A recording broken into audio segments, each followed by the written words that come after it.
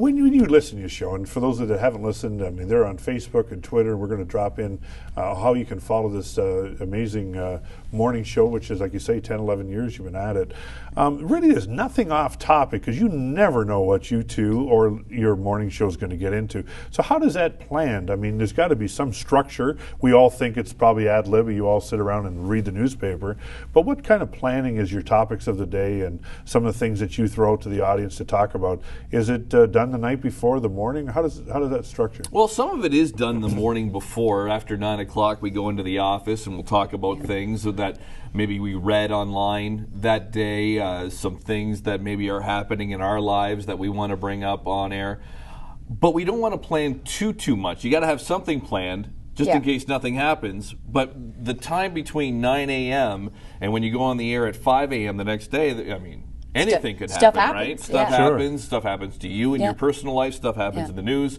So you don't want to fill every single segment every single day. So, and we always find the best topics are the ones we stumble across. Yeah. And ones that have happened to us. Mm-hmm. So you take an experience that has happened to you, and you then, project it onto the audience. Sure. And so if you can relate to it, or if it makes you mad, or it creates some sort of emotion in you, then it's bound to do that with your audience. And where's the filter, though? I mean, you talk about your kids, you talk about your relationship with Kelly. I mean, everything seems to be open season. But is there lines that you guys have that but you just seem to? I mean, do you still? I'm going to ask you because if you watch the show when we had Mike on before. You were sleeping on a bed. I knew you were going to say that. It was going to be this board. You having a back problem or something? Was it a back problem? Or you had I worked on it for years. I slept on it for years. A board. A board, yeah, like a piece of wood, plywood. A piece of plywood. That's right, like an 8-foot piece of plywood. So when you, anyways, I don't want to get into your personal life, but I'm saying, has that changed? Where are you going with this, John? Has it changed? Are you still sleeping on a board? No, I have a real mattress now.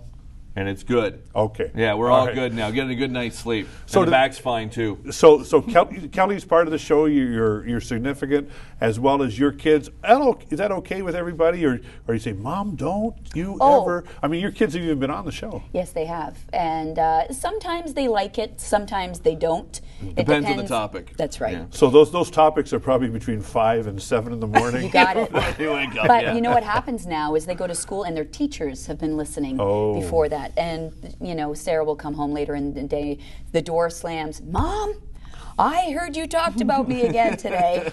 So Connor is pretty cool about it. He's pretty open about whatever.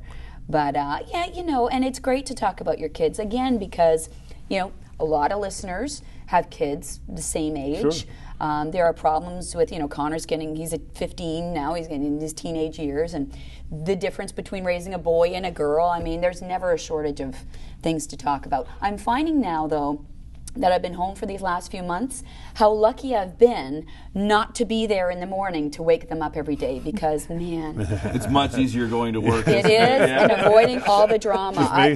And that's going to be a topic, how to get your kids out of bed in the morning, because I'm sure people have tricks, but I am so glad to be back at work.